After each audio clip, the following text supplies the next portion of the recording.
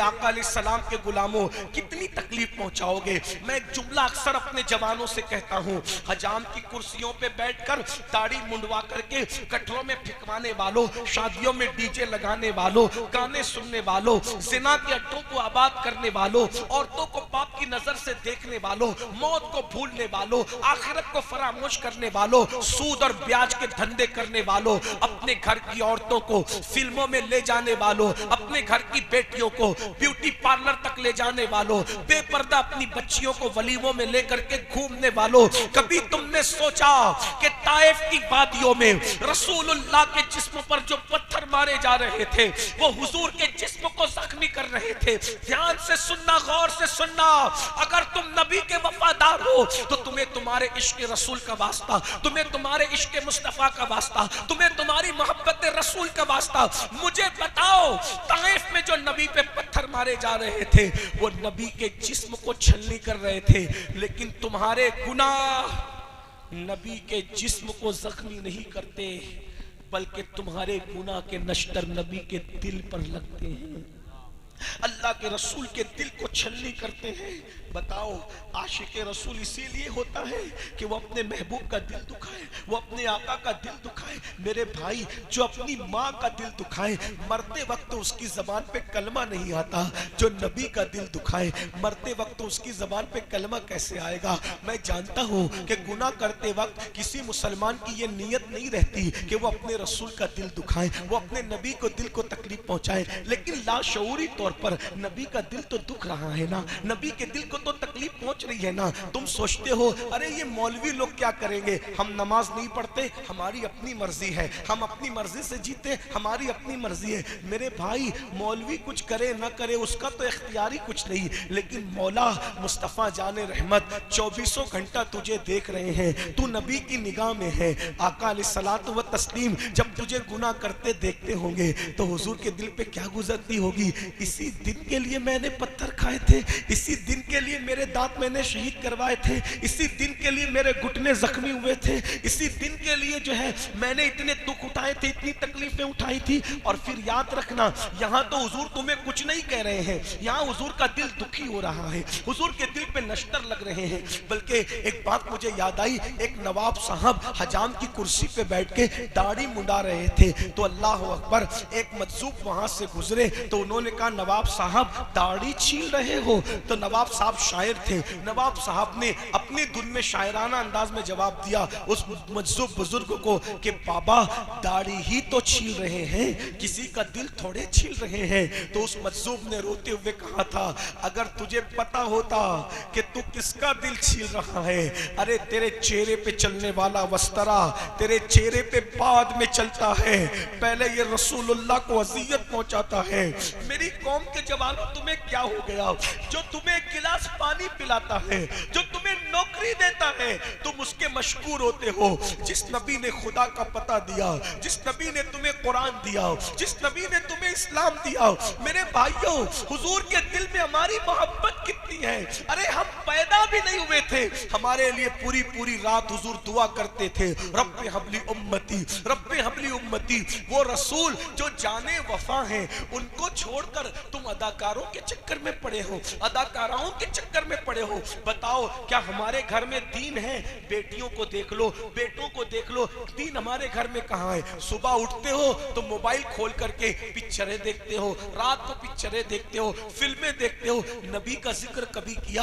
आका पर दुरूद कितना पढ़ते हो? हुजूर का कलमा कितना पढ़ते हो? आका का जिक्र कितना करते हो? नहीं, हुजूर कभी याद भी नहीं आते। और हीरो को रोज देख रहे हो, नचनिया को रोज देख रहे हो। अरे मेरे भाई, जिस हीरो से तूने दिल लगाया है, तुम्हारे मोबाइल की स्क्रीन पर हीरो की तस्वीर है, तुम्हारे मोबाइल के रिंगटोन पर हीरो के आवाज में गाने हैं। इश्क नबी का करते हो, दावा इश्क रसूल है, फिर हीरो की तस्वीर मोबाइल के स्क्रीन पर क्यों है? बताओ, ये मोबाइल हीरो के सदके मिला है या रसूलुल्लाह के सदके मिला है? मेरे इमाम कहते हैं जो मिला तुमसे मिला, तुम पे करोड़ों दुरूद, सब तो नबी के सदके में, जिंदगी नबी के सदके में, ये शान शौकत नबी के सदके में, ये नाज ये अंदाज हमारे नहीं होते, झोली में अगर टुकड़े तुम्हारे नहीं होते, इतनी शान और शौकत की जिंदगी नहीं गुजरती अगर रसूलुल्लाह का सदका ना मिला होता। नबी के सदके में नेमतें मिलती हैं और दिल नचनियों से लगाते हो।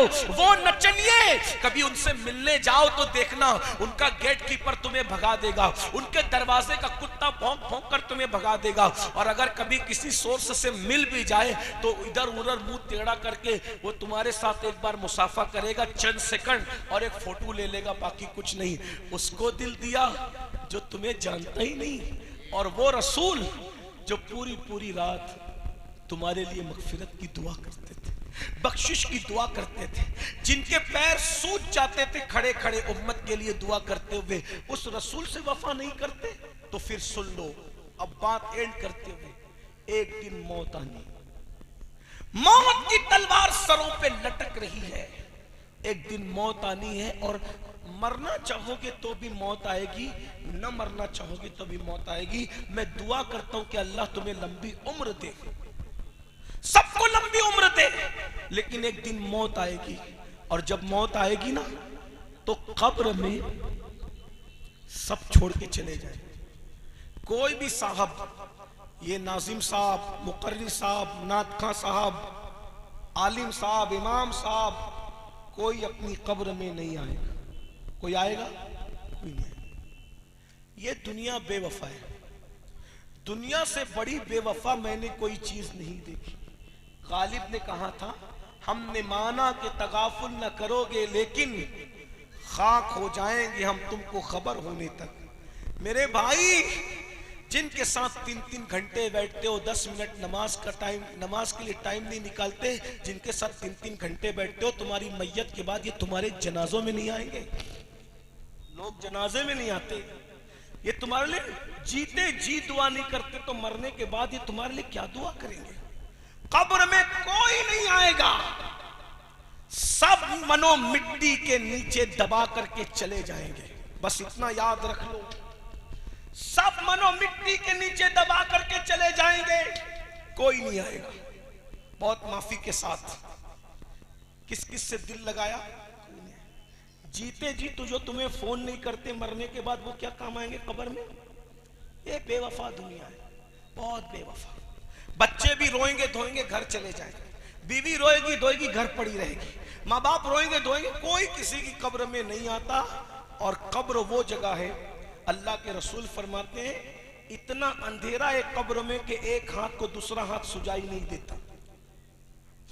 मुर्दा जाने वालों को हसरत से देखता और कहता है, सब मुझे छोड़ के जा रहे हो, सब मुझे छोड़ के जा रहे हो, सब मुझे छोड़ के जा रहे हो। जब वो कोई जवाब नहीं देता तो गोया एक आवाज आती है, ऐ मेरे गुलाम, अगर तुझे सब छोड़कर चले गए तो तू गम न कर, सब चले गए, अब आने वाला आता है। कौन आ रहा है? सब ने तेरे साथ बेवफाई की, जाने वफा तेरे पास आता है। कौन आता है? अल्लाह की मखलूक में उससे बड़ा कोई नहीं। बेशक। कौन आता है? अल्लाह की मखलूक में उनसे खूबसूरत कोई नहीं। बेशक। कौन आता है?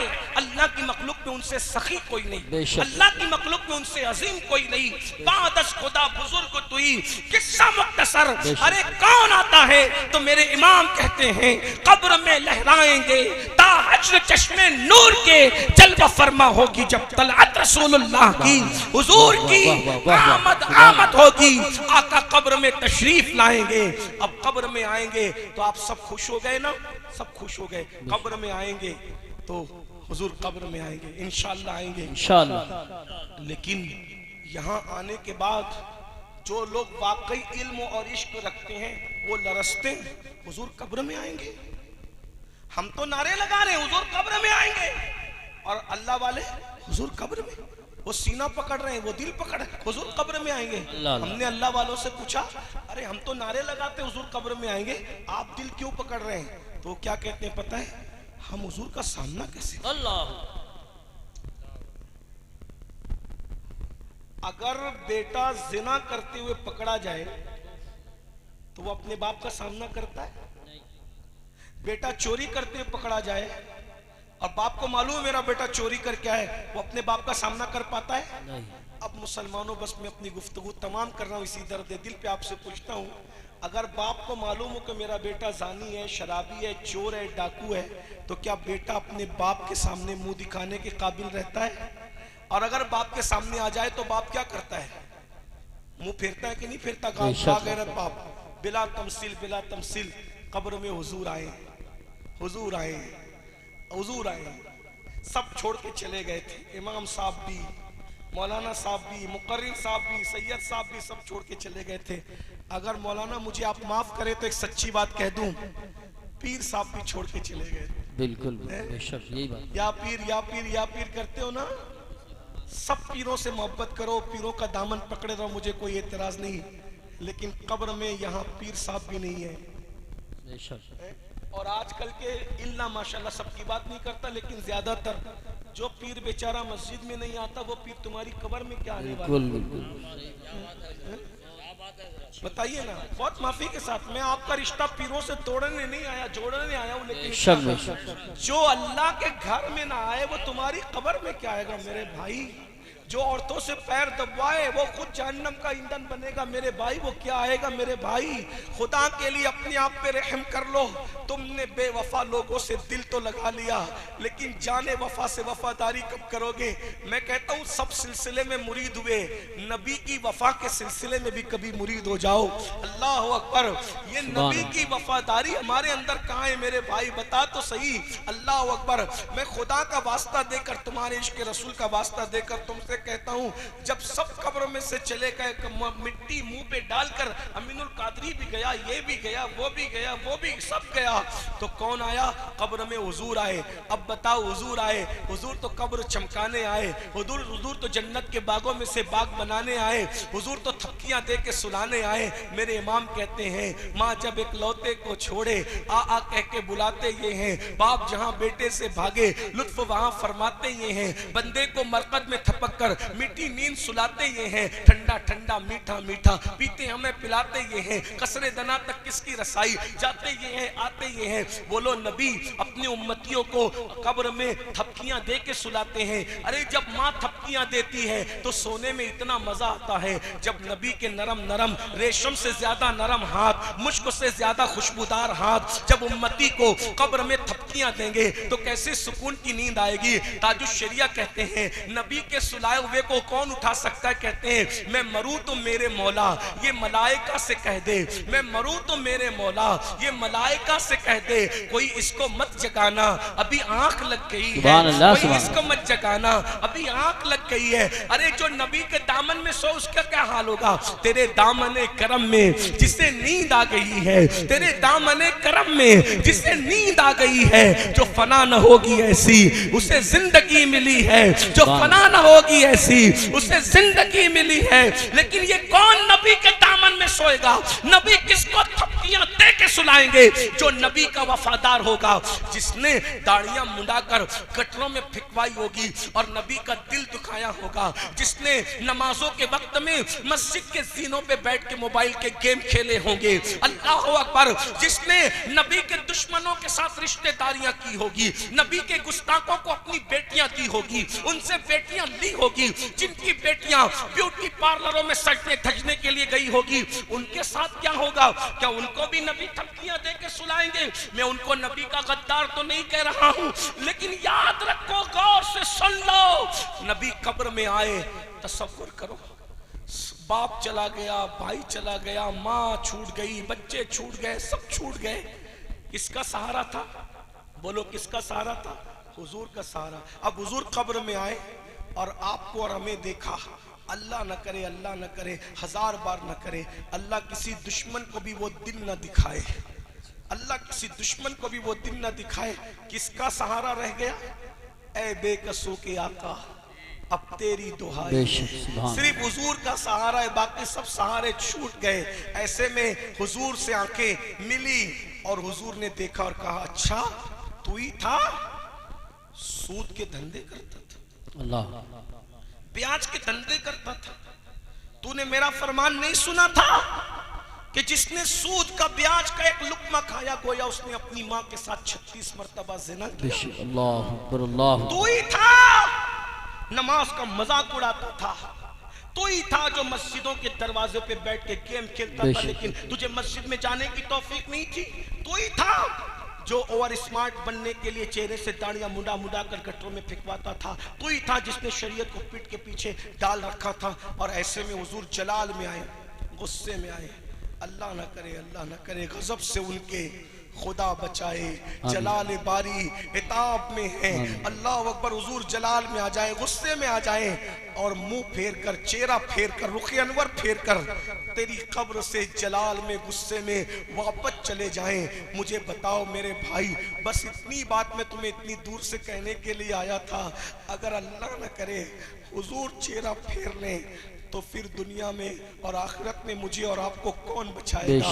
अपने आप पे रहम कर लो, 10 मिनट का टाइम मस्जिद के लिए निकाल लो, नमाज के लिए 10 मिनट का टाइम निकाल लो। आशिकों ने तो पहली रात की दुल्हन छोड़ करके शहादत को कबूल किया और हम लोग नींद छोड़कर 10 मिनट की नींद कुर्बान करके मस्जिद में नहीं आ सकते।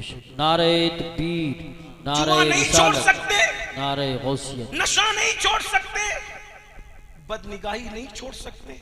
ये मेरी माएं और बहनें बैठी है, बीमारी से बचने के लिए लोग मुंह छुपा सकते हैं, कोविड से बचने के लिए, और हुजूर की खुशी के लिए औरतें पर्दा नहीं कर सकती, नहीं कर सकती पर्दा। सैयदा फातिमा ज़हरा के पर्दे का आलम यह है कि उनके दुपट्टे को कभी चांद और सूरज ना देखे। और हमारा हाल क्या हो गया। इसलिए अल्लाह के लिए तौबा करो, हुजूर को मनाओ, हुजूर को राजी करो, आका राजी हो जाएंगे। आका से वफा करो। याद रखना, अगर ये समझते हो कि मैं सुन्नी हूँ और मैं झंडा लगाता हूँ, जुलूस निकालता हूँ, इसी पर मैं नबी का वफादार हूँ, मैं आपको गद्दार कहने नहीं आया। लेकिन इतना ज़रूर है, झंडे की अहमियत अपनी जगह है, जुलूस की अहमियत अपनी जगह है, जलसे की अहमियत अपनी जगह है, नाते रसूल की अहमियत अपनी जगह है। लेकिन अगर गुनाह करते हो तो इससे नबी का दिल दुखता है। अब आपके ऊपर है, आप नबी को खुश करना चाहते हो या नबी का दिल दुखाना चाहते हो। मेरे भाई, जो माँ का दिल दुखाए जब मरते वक्त तो उसको कलमा नसीब नहीं होता, तो जो नबी का इतनी बार दिल दुखाए मरते वक्त तो उसकी जबान पे कलमा कैसे आएगा। इसलिए आज ले उनकी पनाह, आज मदद मांग उनसे, फिर न मानेंगे क़यामत में अगर मान गया। अगर हुजूर नाराज हो गए दुनिया भी बर्बाद है, आखिरत भी बर्बाद है। मेरी माएँ और बहनें मौजूद है, उनसे भी कहता हूँ नमाज के लिए वक्त निकालो, नमाज के लिए टाइम निकालो और अपने बच्चों को इल्म से रोशनास कराओ। बच्चों को तालीम दो, अच्छी तालीम दो। कम से कम एक एक घर में एक आलिम एक हाफिज होना ज़रूरी है। डॉक्टर बनाओ, इंजीनियर बनाओ, टीचर बनाओ, एडवोकेट बनाओ, तालीम पे मेहनत करो। आज मुसलमान क्या कहते हैं, हमारे पास तालीम के लिए पैसे नहीं है, तालीम महंगी हो गई है। मैंने कहा भाई, जूते भी महंगे हो गए, कपड़े भी महंगे हो गए, मोबाइल का रिचार्ज भी महंगा हो गया, दाल और शक्कर भी महंगी हो गई। लेकिन कभी वापस आए शोरूम से, यार मोबाइल महंगा हो गया, हमने नहीं खरीदना, जूते महंगे हो गए, हमने नहीं खरीदना, शक्कर और दाल महंगी हो गई, हमने नहीं खरीदना। हर महंगी चीज खरीदते हो तो तालीम के लिए बहाना क्यों लगाते हो कि तालीम महंगी हो गई। जब ये दुनिया ही महंगी है तो फिर इस महंगे जमाने के अंदर 8 घंटे की बजाय 12 घंटा मेहनत करो, 12 घंटे की बजाय 14 घंटा मेहनत करो और ज्यादा मेहनत करके अपने बच्चों को पढ़ाओ, अपने बच्चों की तालीम पर कोशिश करो। और एक बात आपको बताऊं, 2-2 करोड़ की मस्जिदों के गुंबद बनाने की बजाय, 2-2 करोड़ के मस्जिदों के मीनार बनाने की बजाय, वो 2 करोड़ का मीनार और गुंबद बनाने की बजाय वो करोड़ों रुपए अच्छी स्कूलों के लिए खर्च करो, अच्छे मदरसों के लिए खर्च करो, अच्छी यूनिवर्सिटी के लिए खर्च करो, अच्छी तालीम गांव के लिए। बहुत बहादुर बनते हो ना, हमारी बच्चियों को पर्दे में पढ़ने नहीं दिया जा रहा है, हम नारा लगाएंगे, ये करेंगे, वो करेंगे। मैंने कहा तुम्हारी बच्चियां लोगों के स्कूल की मोहताज क्यों है। अरे तुम अपने शहर में, अपने मोहल्ले में खुद इस्लामिक स्कूल कायम करो, अंग्रेजी तालीम हो और इश्क रसूल के माहौल में, पर्दे के माहौल में हम अपनी बच्चियों को खुद पढ़ाएं। मेरे भाइयों, मुसलमानों के पास पैसा कम नहीं है, मगर मुसलमान पैसा कहाँ खर्चा कर रहा है? उर्स में खर्चा कर रहा है, जलसे में खर्चा कर रहा है, डीजे में खर्चा कर रहा है, जुलूस में पटाखे फोड़ करके खर्चा कर रहा है। मेरे भाई, मैं तुझे मना नहीं कर रहा उर्स का, उर्स कर, लेकिन वैसा कर जैसे गरीब नवाज करते थे ख्वाजा उस्मान हरवनी का, बाबा कुतुबुद्दीन करते थे गरीब नवाज का, बाबा फरीद करते थे बाबा कुतुब का, बाबा निजामुद्दीन करते थे बाबा फरीद का। उर्स ऐसा करो जैसे अपने बुजुर्गों ने किया। ये क्या हम लोग 1-1, 2-2 लाख रुपया सिर्फ चादर में, घाघर में खर्चा कर देते हैं। अरे चादर चढ़ाओ, 1000 की चढ़ाओ, 99,000 बचाकर किसी अच्छे स्कूल में लगा दो, किसी अच्छे मदरसे में लगा दो। कुछ यतीम बच्चे जो ड्रॉप आउट होना चाहते हैं, फीस नहीं भर सकते, वो अपने पीर के नाम से फीस भर के किसी बच्चे को डॉक्टर बना दो, इंजीनियर बना दो, एडवोकेट बना दो। जहां खर्चा करना है वहां नहीं करते, और जहां नहीं करना है वहां करते हो। पैसा बहुत मेहनत से आता है, अपने पैसों को बर्बाद न करो। ये बातें लोगों को बुरी लगती है, लाख बुरी लगे, हम तो मिजाज ये रखते हैं, जो पिया को भाए अख्तर वो सुहाना राग है, जिससे ना खुश है पिया वो रागनी अच्छी नहीं। हम मरासिम अहले सुन्नत के मुखालिफ नहीं है, लेकिन मरासिम अहले सुन्नत में जो तुमने खुराफात और बिदात शामिल कर दिए हैं, हम उसके मुखालिफ हैं, हम उसको बोलते रहेंगे। यहाँ कितने सेठ लोग होंगे, मालदार लोग होंगे, जो उर्स में कव्वालों पर लाखों रुपया ऐसे लुटा देते हैं। मैं कहता हूँ मेरे भाई, मैं जायज नाजायज की बहस में अभी नहीं जाता, इतना कहता हूँ, वो जो लुटाते हो ना, उसमें किसी बेवा के सर पे दुपट्टा डाल दो। वो जो लुटाते हो ना, किसी यतीम की स्कूल की फीस भर दो। खुदा के लिए जरा ये सारे काम करो, ताकि पीर की रूह भी खुश हो, रसूलुल्लाह भी हमसे खुश हो, खुदा भी हमसे राजी हो। वगरना अपनी मर्जी से जियोगे तो फिर अपनी मर्जी है। कुरान कहता है, इन्ना बत्शा रब्बिका लशदीद, तेरे रब की पकड़ बड़ी सख्त है। इसलिए अगर राजी करना है, अल्लाह रसूल को राजी करो, दीन पर अमल करो। और एक बात का हमेशा ख्याल रखना, मेरा उठने वाला कदम मेरे नबी को खुश करेगा या नाराज करेगा, इसके साथ जिंदगी जियो। कुरान कहता है, वल्लाहु व रसूलुहु अल्लाह और उसका रसूल इस बात के ज्यादा हकदार हैं कि उनको राजी किया जाए। और मेरे इमाम ने तो फिर पैगाम दे दिया, उन्हें जाना, उन्हें माना, न रखा गैर से काम। लिल्लाहिल हम्द, मैं दुनिया से मुसलमान गया।